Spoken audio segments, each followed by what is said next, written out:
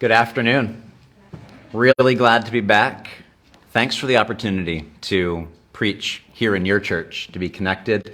As Daniel alluded to, we have a friendship personally, and our churches go back to some initial relationships in their founding, and we've been really privileged and blessed to be a part of that ongoing relationship, both for our own encouragement and support and the ability to give some of that back away. I'm also excited to be back in Genesis. We've done a study through this some years ago at our church, and it was really good. It's so foundational for what God is up to, and it just lays down so much of what God purposes even for the end of time. You see design patterns here that come up over and over and over again in Scripture. And we're going to see one of those today in Genesis 39. If you see the title screen up behind me here, Genesis really is the story of a family. After you get into chapter 12, God working through Abraham to restore his people. This story of salvation history where he makes promises and makes this commitment and relationship, and then that gets passed down from Abraham to Isaac to Jacob, and of course, we're now in the story of Jacob's family. Last week, you saw an episode with one of the older children, Judah, not a very good light that he put himself in chapter 38. And in fact, 38 and 39 are written with some intention to compare the life and choices of Judah with the life and choices of Joseph. But you see in this, the big idea I want you to walk away with, looking at Joseph's ups and downs in this chapter, is God is present in both our ups and downs. And that's a design pattern you find in Scripture. We'll make reference to it later, but you find this idea of dropping down from on height, a humiliation, you might say, and following that, an exaltation multiple times through the history of God's work with his people, and particularly put on display in a spotlight in the life of Christ himself. But I want you to think about a couple of questions as we head that way. Personally, we experience these things. There are days when everything is going right, and there are seasons when nothing seems to be going right at all. A friend of mine at work was saying that over the last 3 weeks, he feels like it's been 3 steps forward, 2 steps back with everything he tries to do. He sits down at his computer to do something, and all the passwords have been deleted. He has to go find his laptop or his phone, and he can't get anything done in the time he thinks it would take. It's always 2 times longer. That's sort of like me with every housing project. I have no talent as a carpenter or contractor, and yet I've done most of the renovations in my house, which means I've done them 3 times. Twice to figure out what I was doing, and the 3rd time to get it right. So there are times when certainly nothing goes well at all. But then there are times when you're just in the flow. It seems like nothing could go wrong. We've all got ups and downs. So I want you to think about that. Where is God? And we might think about this more often, and we might doubt this more often. When is God when everything's going poorly? I think we might say that question. But do you ever stop and think about, well, where is God when everything is going well? Because both situations are full of temptation.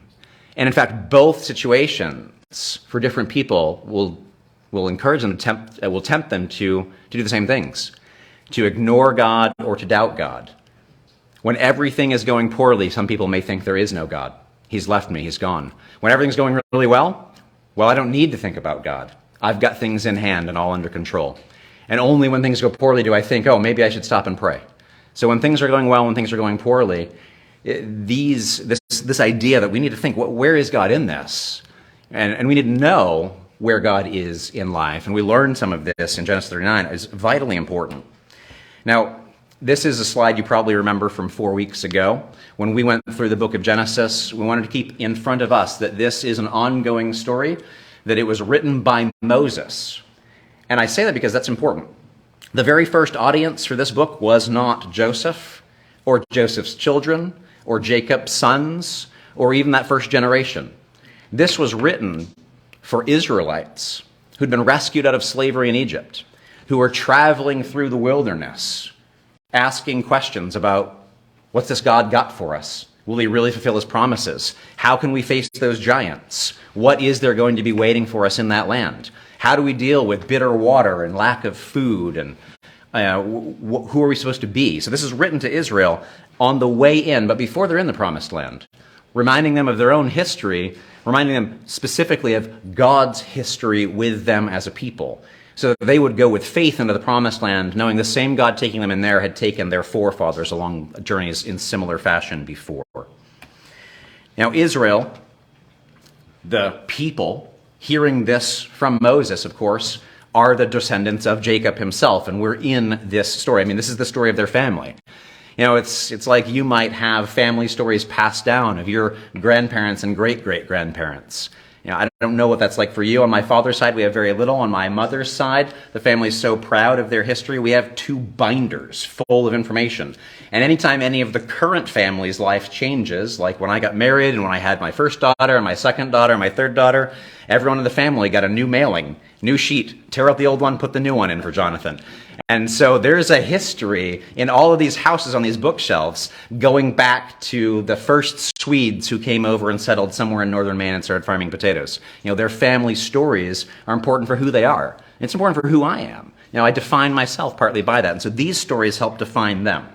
Now, to catch us up to where we are now, 2 chapters ago, Joseph's brothers sold him into slavery.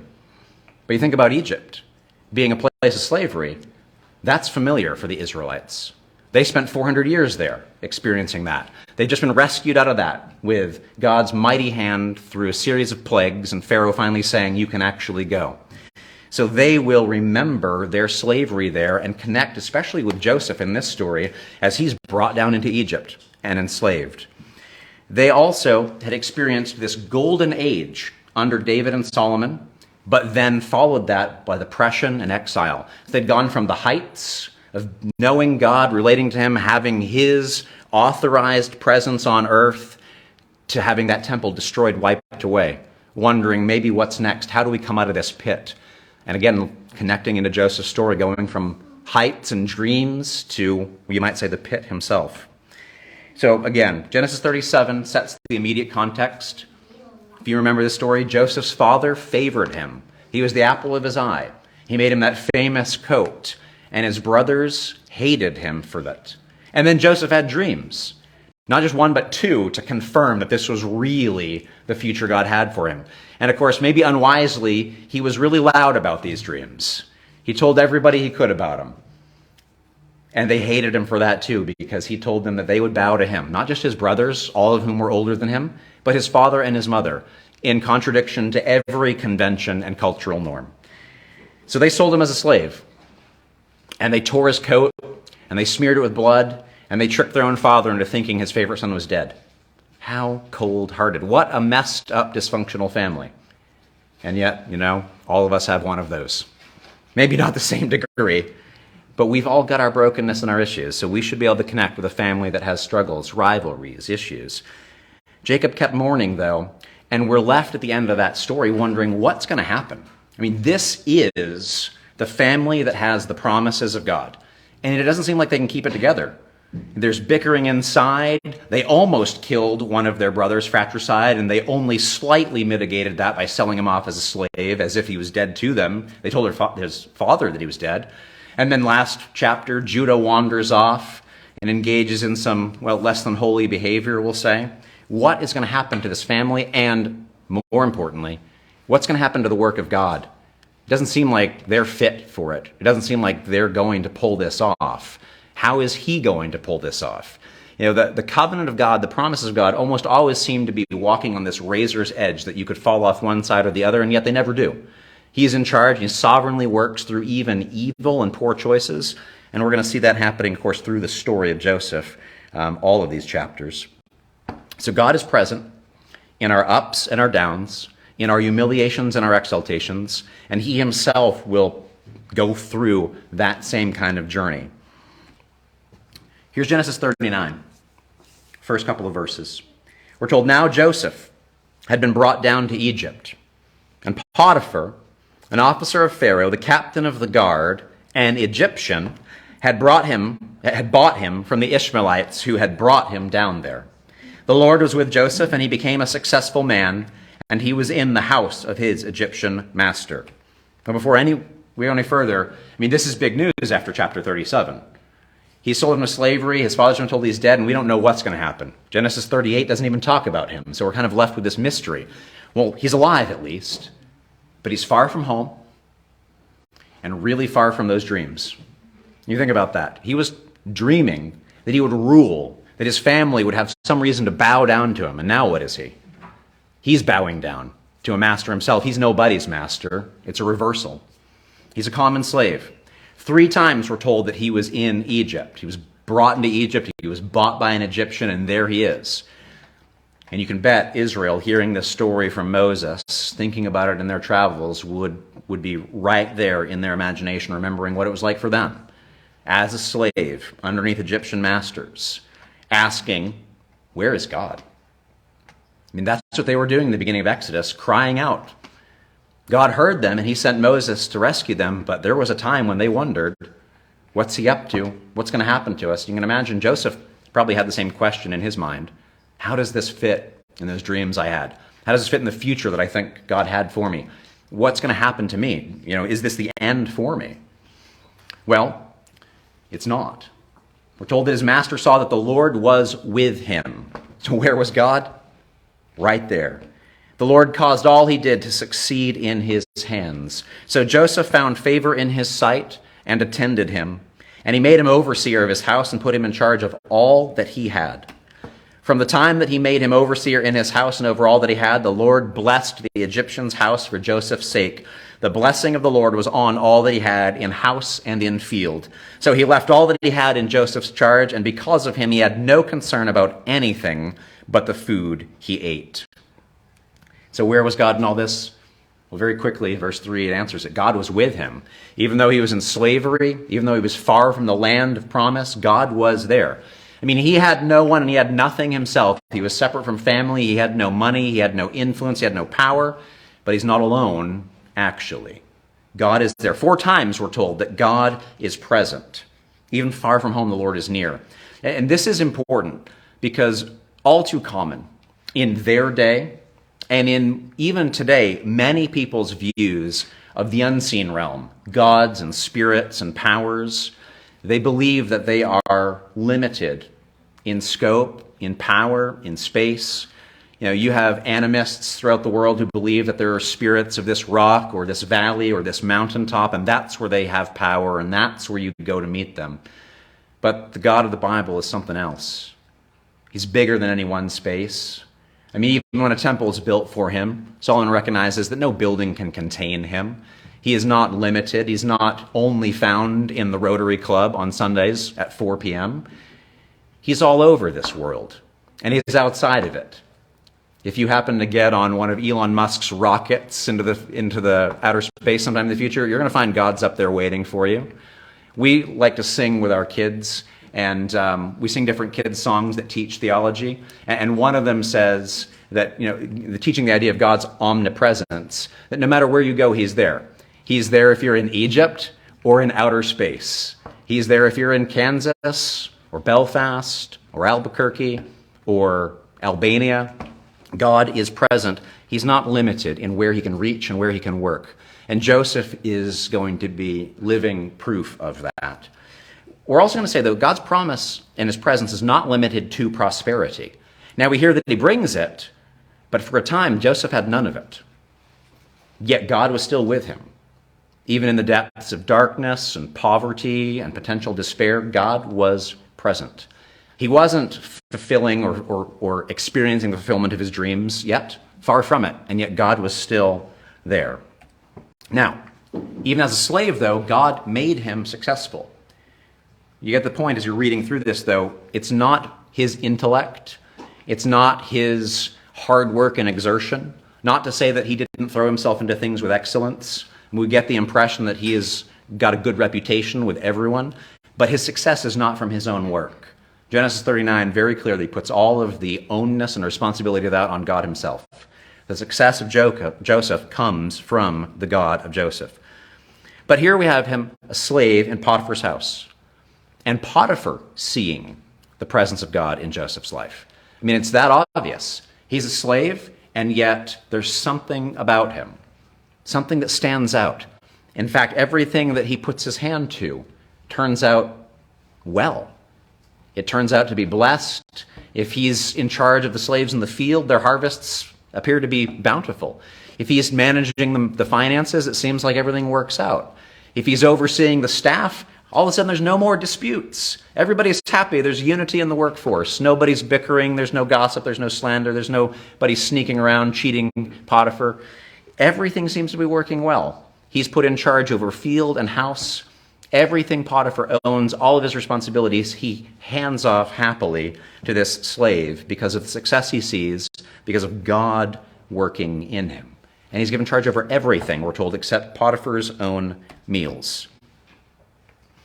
So if you're listening to this and you've been studying through Genesis for a while, you might start to key in on this word blessing and think back all the way to Genesis 12, when God shows up to Abraham and says, go to a land that I'm going to show you.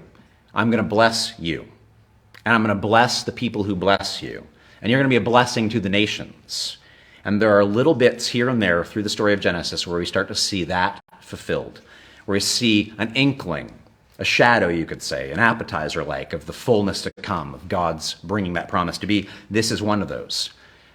And you see this not just with Joseph, of course. You've seen it along the way. Abraham goes off to a foreign land, you could say, risking all, and yet what happens? He grows in influence and in wealth and in prestige, even in a land where there are kings fighting.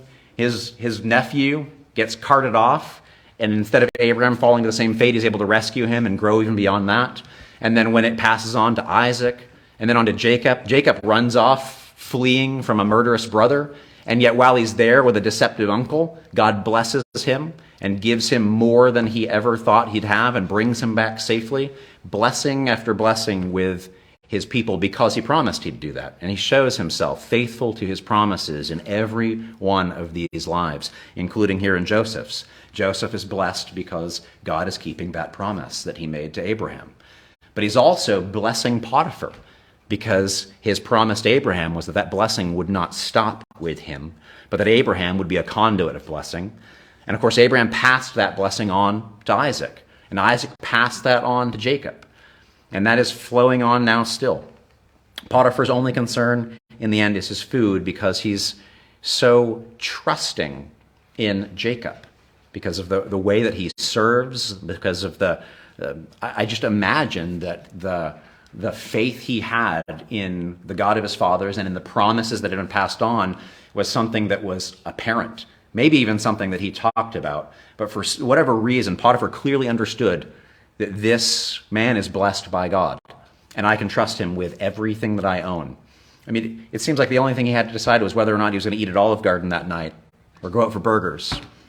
That's not a bad life. And here, of course, is where you find that, back in Genesis 12. I will bless those who bless you, and him who dishonors you I will curse, and in you all the families of the earth shall be blessed. One of those families temporarily blessed is Potiphar's. This is an initial fulfillment of God's promise to Abraham. So one thing you should take away as you read through Genesis story after story is God's faithfulness to his promises. He keeps fulfilling those time and time again, even when they are not deserved, even to people who are not perfect. So don't think God isn't in your circumstances, even when they're not so great. I mean, being sold off by your family into slavery and dragged off into Egypt, to a land where people speak a different language, where all the customs, you imagine how difficult that would be. The food is different down there than it was back home. None of this cooking is like mom's. He's got to get used to everything. The clothing's different. They worship foreign gods. How hard would that be, to be brought from a family who's had a special relationship with God for generations, who has these expectations of promise, and to be carted off into Egypt, where they worship these strange animal-headed beings and give honor to them, and probably expect you to do the same thing. I mean, there'd be pressure to conform there. There's going to be pressure, of course, from other reasons and other areas here that he'll have to face as well. But what you find is God's presence is there. He's not on the mountaintop right now, and yet God's blessing is there. God's people should be a blessing, even if they're in slavery. And that's something that I think we take out of this is, we may not be prosperous, but we have promises, and we have presence that cannot be denied. So no matter where you're at situationally, that doesn't change. That same God is with you if this is a really dark season. The same promises are yours. And even if it might be hard to see them right now, this story and the many stories through the Bible are there so that, like the Israelites, you can look back and say, things don't look so good now. But I know that that's been commonplace for God's people throughout time. And yet it's never the end of the story. And we know this situation that we're in is not the end of the story either. Of course, on the flip side, if you're in the midst of really good things, we don't want to forget who is ultimately beneath every good and perfect gift. Those things all come from God's hand, both the ups and the downs, for his good purposes. Now, Joseph, of course, is not just blessed with success, he's also blessed with beauty. He's handsome in form and appearance. He is on the Egyptian cover of GQ. After a time, his master's wife cast her eyes on Joseph and said, "Lie with me." But he refused and said to his master's wife, "Behold, because of me, my master has no concern about anything in his house, and he's put everything that he has in my charge. He is not greater in this house than I am, nor has he kept back anything from me except you, because you are his wife. How then can I do this great wickedness and sin against God?" And as she spoke to Joseph day by day, he would not listen to her, to lie beside her, or to be with her. So Joseph got his mother's good looks. It's the same phrase used to describe him as it is to describe her. And he caught the eye of Potiphar's wife. And, you imagine Potiphar himself probably has duties that take him outside of the house, his responsibility to Pharaoh. And Joseph is here. He's good looking. He's in charge. He has responsibility for all of this. He's a man to be trusted. There's some temptation there. And she wants it. And maybe it's the one thing that she can't have. I mean, as the wife of Potiphar, everything else in the house is also hers. And she goes after him. Of course, he's a slave. So she commands him to lie with her. There's no seduction and there's no foreplay at first. It's just laid out there. I'm in charge. You're my slave. This is what you should do. And you think about it. Can he say no? I mean, Potiphar's not there. If Potiphar was there, she wouldn't ask. But now that she's not, she has the authority in the moment. And, further, think about this. He's got everything in the house except this. And when Potiphar's gone, if he was in well and in tight with her, what benefits could that accrue to? There's potential advantage here if he doesn't get caught. So there's certainly temptation. But Joseph, unlike Judah in the prior chapter, remains, he keeps his sexual morality. He does not give up his holiness, his convictions, his conscience on that matter. In fact, he refuses her with a three-part argument. He says, first, your husband's trusted me with everything in this house, and I can't betray him. He's been good to me. He could have left me as a slave in the field with no authority, no power, none of the comforts of the household, none of the position that I've got, that I have, and I'm not going to betray that. But then, and he says to obey her would be to disobey him. So he's not going to betray him. He also recognizes that ultimately there is a hierarchy of authority here, and he cannot thwart that. But then finally, and most importantly, I think to Joseph, this is wickedness. He's blunt with his terms, we'll put it that way. He says this is just sin. He calls it what it is. I was reading some sermon notes on this from Charles Simeon, and he says, too often in our day, we make ourselves comfortable with sin by downplaying the language. In talking about this very passage, he says, we don't, what's being put out there, and this kind of sexual immorality, in our day and age, and of course, he's writing a couple of centuries ago, or a century and a half, he says, we don't call it whoredom, we call it youthful indulgences. Oh, that doesn't sound quite so bad, does it? It's just, it's kind of an innocent thing. It's a little playful thing. No harm done. But what is he talking about? He's talking about a very affront to God himself, for which Christ gave his very life and shed his blood, and to downplay it as something that's, not that much. To ignore the fact that God says there is a great difference between those who obey and are holy and those who are not, and if you're not cleansed, there's a great difference in the end game for all of us. There is eternity in my presence or eternity out of my presence because of this very kind of thing. We don't want to downplay that, and Joseph doesn't. He says flat out, this is an evil thing. Before God, I cannot do this. So Potiphar's wife takes a new approach. She starts propositioning him daily, maybe coming on a little less strongly, saying if she can't convince him over time. He can't avoid her. I mean, he's a slave in the house, not in the field. He's going to see her day by day. He's managing all the affairs of the house. He's got to talk to her. But he continues to refuse her advances. One thing to maybe keep in mind here for our own perspectives is success and blessings bring their own temptations. We mentioned this early. And certainly being down in the pit, being a slave brings its temptations to doubt God, to despair, to be depressed. But success and blessings bring their own temptations. Being blessed with heavenly good looks sometimes gets you in trouble. Being blessed with authority and privilege and wealth and influence also can put you in a position where suddenly it's difficult to give that up. Because you think about that. If he refuses her over and over and over, she has her husband's ear. What will the end result of this be? You start thinking about all that he might lose. If she turns against him, what's the risk to him? Maybe he ends up out as a slave in the field, losing all of the comforts and influence and wealth. How difficult to say no, day after day after day, and with this risk in there, how difficult to say no instead of compromise, how difficult to say no after a compromise. If he made that decision, then what? Could he just do it one time? Probably not. You've got to be careful with temptations like this. But here we find one day, he went into the house to do his work. None of the men in the house was there.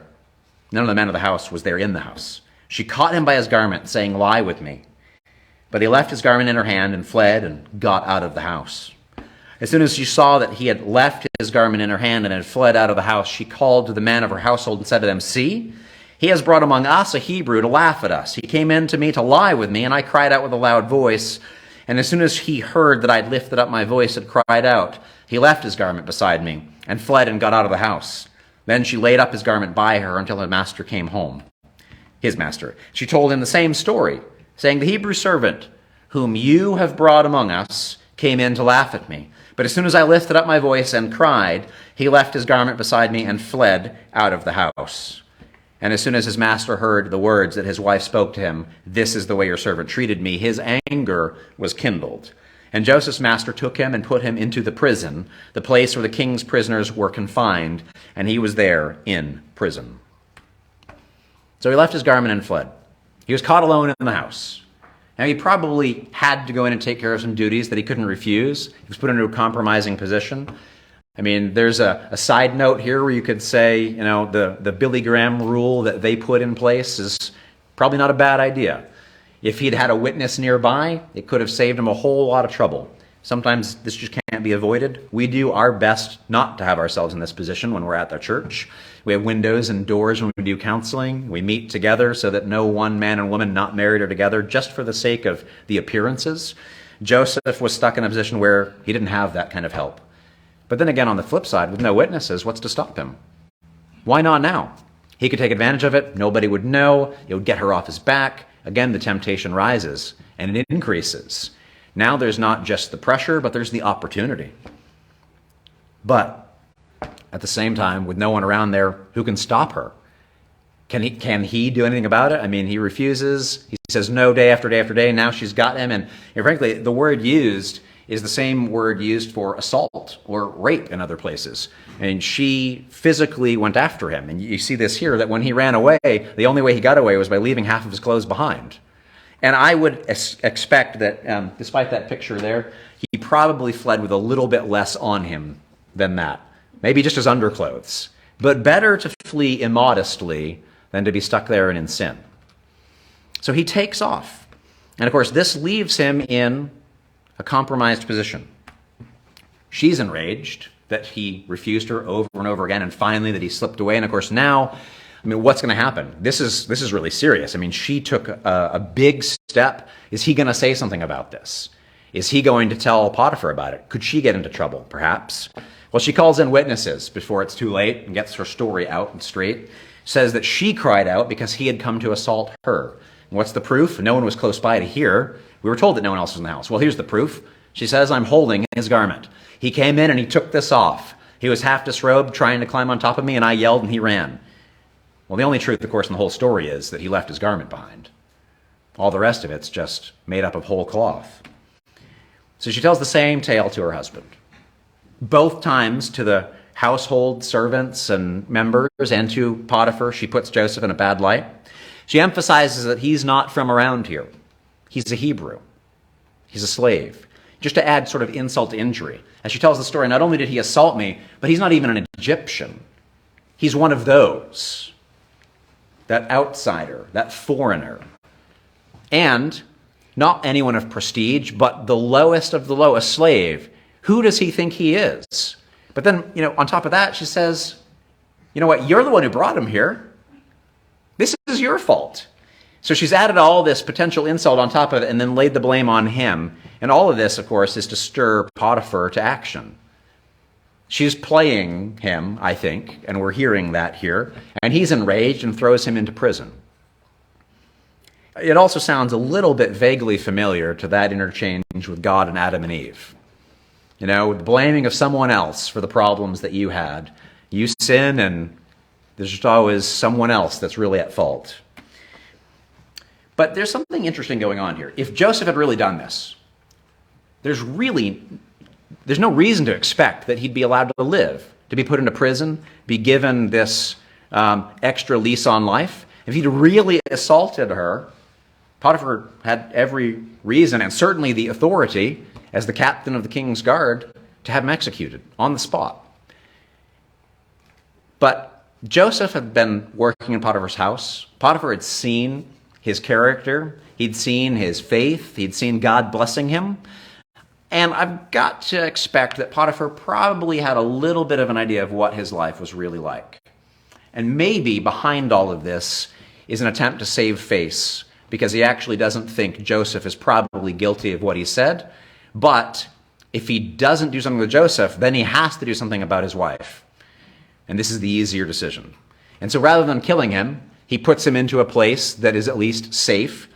And as we read further on, is actually still on his grounds.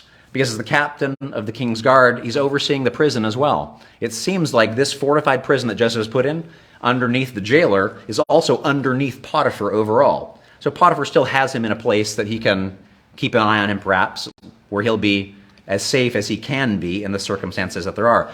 And I think this is just the obvious hand of God. For that accusation to be made and for Joseph to still survive the next day and be awake at that sunrise is phenomenally amazing. As a slave with no power, prestige, no family, no influence, there's no reason that Potiphar shouldn't have just removed him from the scene.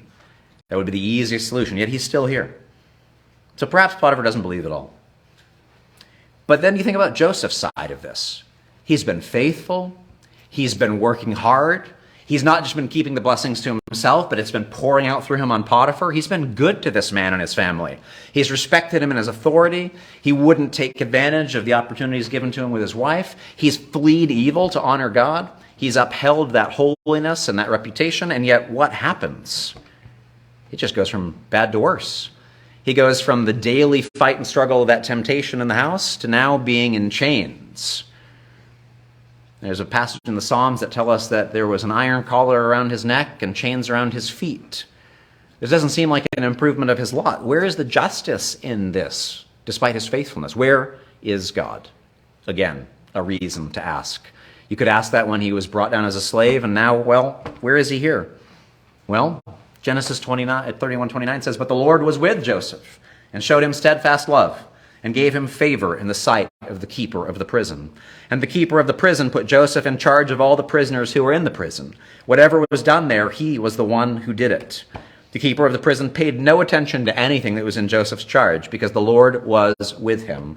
And whatever he did, the Lord made it successful." So as you begin this chapter, in the first couple of verses, you hear the Lord was with him, the Lord was with him, the Lord blessed him, the Lord made him successful. He was put in charge of everything in Potiphar's house and field. You get here to the prison, and you might think this is another opportunity to ask, where's God? And the answer comes, the Lord was with him, the Lord was with him, and he gave him success, and he was put in charge of everything in that place as well. This chapter is bookended, front and back, with God's presence and God's blessing on this person. So God never stopped fulfilling his promises, despite the circumstances. I mean, going from favored child to slave, and then going from first in the house of Potiphar to in chains in prison, yet God is with him. And Joseph brought God's blessings, or I should say God brought Joseph blessings even in prison. And the jailer put him in charge of everything again. God put Joseph in charge. You know what you're seeing here? The initial fulfillment of some of those dreams. He was told that people would bow to him and that he'd rule. Now we know, if we read ahead, that that's going to ultimately happen when Pharaoh puts him second in charge over all of Egypt. But this is how he gets connected to Pharaoh, because now he's right there where he will have access to some of Pharaoh's closest counselors when they spend some time in prison because of one of Pharaoh's bad days. This is God moving Joseph along the plan to put him in another position of power and influence in order to save his people from famine, prepare for the ongoing. Remember, the covenant's often on the razor's edge. If famine comes and the entire family of Jacob dies, end of that work. And so what does he do? He sends Joseph down here so that when famine comes, the covenant doesn't fall off that razor edge. The promises carry on through, because here's one that God has prepared to bring that out of a dangerous place into safety. So God put Joseph in charge here. He was in charge in Potiphar's house. He's now in charge in the prison, given success as well. So the blessings of God on Joseph are now spilling off into the prison. You may ask, where is God in trouble? Well, God's with Joseph. Even in prison, Genesis 39 actually specifically says Joseph has God's love. Not just God's presence, not just God's blessing. Those are sort of extraneous around, but he has this relational connection. Not just the stuff, but he has the relationship. He's not alone in this dark place. His love is steadfast, no matter the changing circumstances, both up and down. So you see, in highs and lows, in humiliation and in exaltation, God is still present with his people. And I would say Israel would see themselves in this. So now you think, well, why was this written down? Why was this given to them? Because they could empathize. They had walked in these same shoes. They had been favored, and then they'd become enslaved. They'd been brought out of Egypt, and then later on another generation would read this story, and they would think about the temple that Solomon built and all of its glory and its gold and the sacrifices done in the presence of God and the prophets that spoke God's word to them, and then all of that lost and wiped away by Assyria and then Babylon. And in their exile on the canals in Mesopotamia, they would remember this, that even there, far from home, in their own form of slavery, lacking influence and power, and far from the presence of God, not knowing how or when he would speak to them again, they could remember this, that even when dragged off far from home, with no reason in his circumstances to find any hope, God was still present. God's love was still there. So even in their exile, with the temple destroyed, whether or not in the land of promise or in exile, Israel could look back at this story and find reasons for hope. And the same is true for all of God's people who experience similar things. You go to the New Testament and it says we ourselves are sojourners in a land. Our citizenship isn't here. So in a way, we're exiles. We're expats. We're in a place where the language is different. The customs are different. We're not meant for this place. We're not supposed to conform and fit into this place. And yet, when you're in a foreign place, it can be difficult. You can get homesick. It can be hard when nothing is quite familiar, when everything is a challenge to what you think is the normal and the right way. And that should be the way that we feel. This world, when it celebrates evil and calls evil good, when people's worldviews champion, a consumeristic, materialistic life that says this is all there is, eat, drink, be merry, make the best of it, and that should strike us as wrong and off, something that we are sad about, maybe be frustrated about. But you can be upset after a while where everything is it's always like this. When's it going to change? We don't feel like we belong, and we shouldn't. And yet here we find reasons to say it's all right, because we know God is still present. His love isn't gone just because this world rejects him. His promises won't fail just because a different story is often told. He is present whether in the land of promise or whether you've been dragged off into exile. And so for us, There are days of exaltation and days of humiliation. You may have had some golden days. Maybe that was, school days for you. Maybe work. Maybe your current job is really great. Maybe you've had one in the past that you stepped away from and you look back and think, why did I do that? I shouldn't have made that decision. Family, retirement, maybe the church, your own spiritual walk, ups and downs can be found in every one of these places because it's common to life. It's common to life in a world where there's brokenness. We can't expect not to encounter this in a world that sin has broken. There are thistles and thorns, and sometimes you're going to get scraped and you're going to get poked and you're going to sweat just trying to scrape a living out. I mean, we can say thanks to Adam and Eve for that. We know, of course, in the same position, we would have done the same thing. But while we're here, what do we do about that? If you've had those and you've lost them, if you're in some of those dark days right now, what do? You go back in the story. It's our story. We're part of this. Generation after generation goes by, but Paul says in Romans that those of faith are children of Abraham. We are Joseph, in a way. Joseph is the child of Abraham. We, by faith, are part of that family, which means we, by faith, have those same promises given to us. God's presence that says, I'll be with you. God's presence that says, I will bless you. And that's not always going to mean that you get a whole lot of camels and goats and sheep. And of course, if that's actually how it worked out, that might be more hassle than it's worth for us nowadays. But the blessing of God comes, as we see in the New Testament, in an inheritance that can't be taken away, that isn't in danger by thieves or rust or moths. But I want to stop for a minute, though, and say, well, where is Jesus in all of this? Because ultimately, Jesus told us, as he told his disciples in Luke, that all of the scriptures point to him, that all of these stories are really all about him, that all of it in some way connects to him as the central figure, the main actor, the reason that all of this is. Well, I'd say that this story should sound familiar. You think of Joseph, in a way he's a type, an example of Christ, who goes from high to low and then high again. You think about Jesus' experience here in Luke. As he rode along, they spread their cloaks on the road. The whole multitude of the disciples began to rejoice, saying, Blessed is the King who comes in the name of the Lord, peace in heaven and glory in the highest. That's high praise. He's a celebrity right now. I mean, everyone loves him. They're shouting his name in the streets. But not long after that, just the other end of that week, I mean, how fickle in a few days. Matthew says they stripped him. They put on a scarlet robe. Twisting together a crown of thorns, they put it on his head and put a reed in his right hand, and kneeling before him, they mocked him, saying, Hail, King of the Jews. You notice that? Blessed is the King who comes in the name of the Lord. Hail, the King of the Jews. They called him a king both times. They meant something very different when they did it. He went from a really high place to a very low one. But of course, that's not the end. When Christ had offered for all time a single sacrifice for sin, he sat down at the right hand of God, waiting from that time until his enemies should be made a footstool for his feet. He goes from exalted by the people to despised by the people, through his ascension to exaltation at the very right hand of God, reigning over all people, all places, all time, waiting for the day when all of them actually recognize the reality of that fact and bow before him. Jesus has experienced humiliation and exaltation.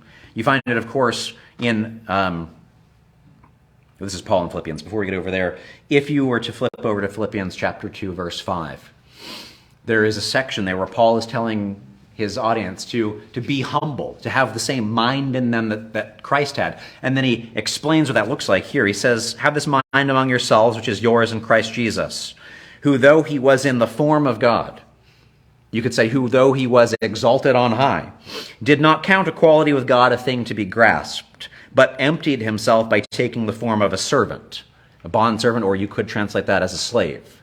He went from on high to slavery, being born in the likeness of men, being found in human form, he humbled himself by becoming obedient to the point of death, even death on the cross. So, exaltation to humiliation, from on high to down low. Not the end of the story, though. Therefore, God has highly exalted him and bestowed bestowed on him the name that's above every name, so that at the name of Jesus every knee should bow in heaven and on earth and under the earth, and every tongue confess that Jesus Christ is Lord, to the glory of God the Father.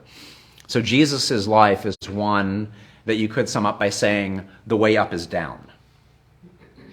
That's sort of the story of Philippians, but it's also a design pattern you find throughout Scripture, because you can see this over and over and over again.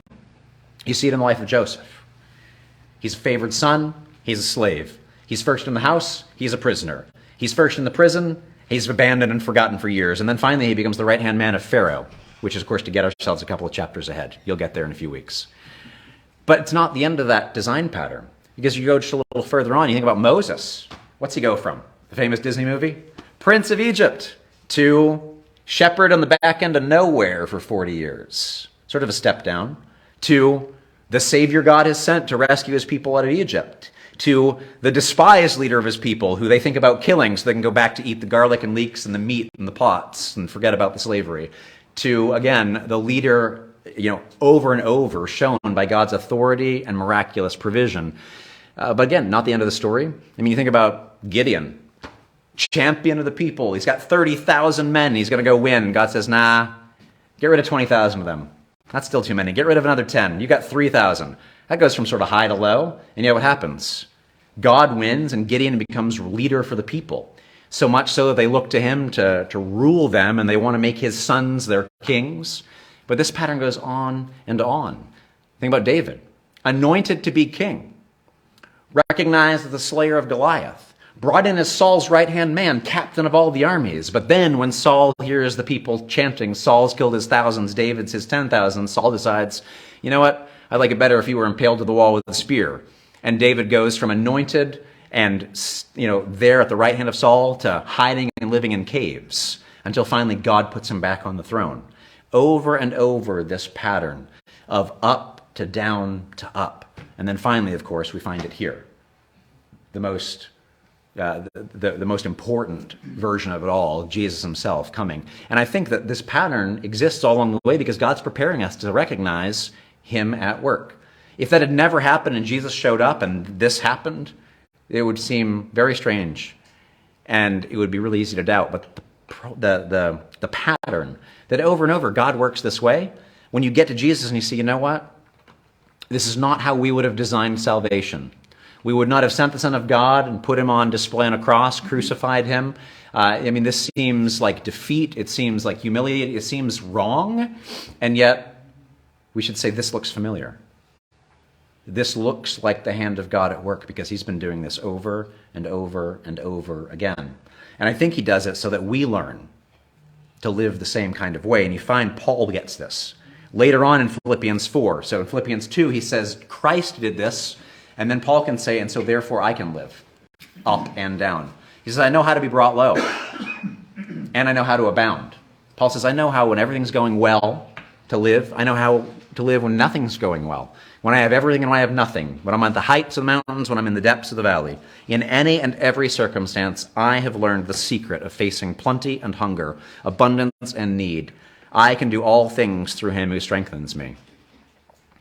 And as many high school sports teams may take this as their theme verse, what it's really all about is God's ongoing presence, God's fulfillment of his promises, God's faithfulness to his people. Not about our abilities and our achievements and our victories, but his victory, which ultimately, of course, is Christ overcoming death and sin and making sure that those promises do not fail, but instead are secured for all eternity.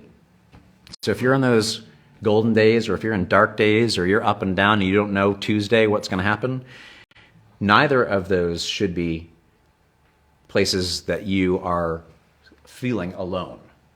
Because in both of them, they both require strength, but the strength of Christ is there for both. I mean, you notice Paul had said, in abundance and in poverty, I know, because both have their temptations.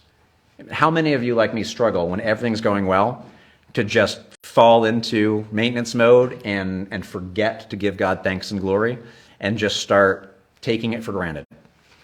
Or on the other side of things, when everything seems to be going wrong, to cry out and think, what is wrong? What have I done wrong? God, where are you? Why haven't you fixed this? In either situation, there's temptation. In either situation, we need strength to give God proper glory. When we have abundance, we can't remember who gave that to us. I mean, think about Israel's problem. Before they go in the promised land, God tells them, you're going to struggle with this. You're going to go in and there's going to be cities built for you, vineyards planted, wells dug. You won't have to do anything. And you're going to forget who I am. And you're going to think you did this. And you're going to puff yourself up. And then there will be discipline because of that. Of course, on the opposite side, we can forget that he is present. He is active. Doubt can creep in. But this is his promise to us. It's really the same promise. When Matthew records that Jesus, as he exited and ascended, said, I am with you always to the end of the age, that shouldn't be a surprise. That's what had been preached to the Israelites in the story of Joseph. Whether in Israel or in Egypt, whether in the house of the captain of the guard or whether in prison, he says, I am with you. The Lord was with him at the beginning of that. The Lord was with him at the end. It bookended it. And for Jesus to say, I'm with you always, well, no surprise. He's in prison. He's in the promised land. He's everywhere in between. God is present in both ups and downs, in our own humiliation and exaltation. And the answer here, of course, for us is to then not take it too personally, but to put ourselves into Christ. To remember that ultimately his humiliation and his exaltation is what gives us hope, and it's what establishes real, eternal security. We know that we will be safe and cared for on the other end, not because we are in ourselves powerful or have the intelligence to figure this out or the inherent luck, but with Joseph, the success came from God. With us in our situations, the success comes because Christ has already won. The victory is assured. There's nothing that needs to be done on our end to bring those promises to pass. And so we don't have to be anxious about it or concerned. So when everything's going well, when it's all falling apart, where is God? Well, he's God. He's present in all places and all times. He's present in his people by his Spirit. He's present as the Son at the right hand of the Father. He's there with you, and he's there for you. And his promise to Abraham to bless him and bless the nations through him hasn't changed. That same promise is passed on to every one of his descendants as part of their inheritance.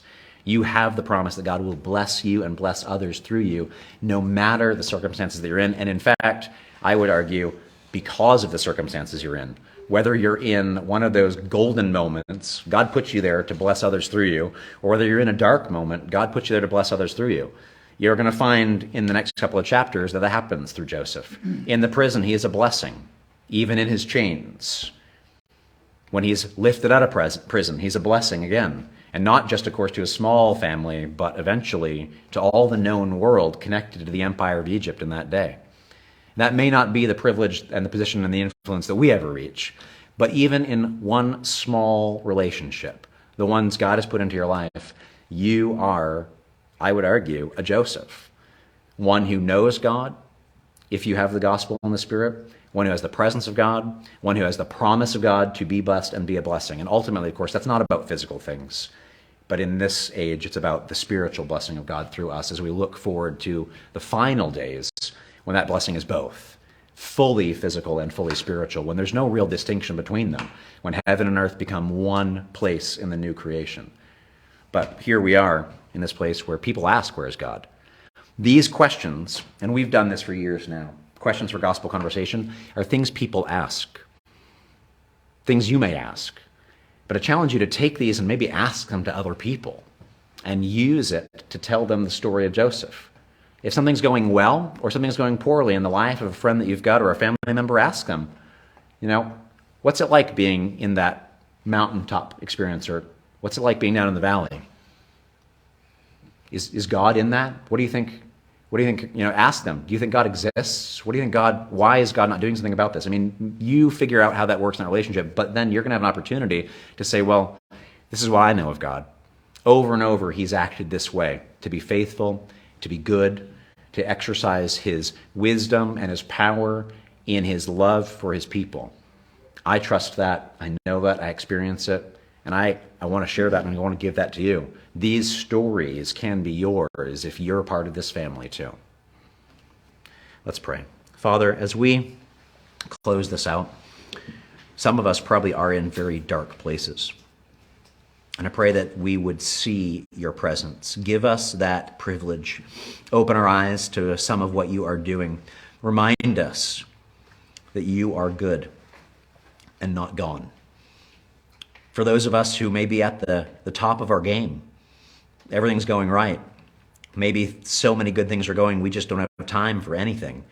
I pray that we would not forget you, that you would, in the same way, remind us that you are present. Make sure that we do not forget that, ignore it, or miss it. Pray that we would give you glory because you deserve it, no matter our circumstances.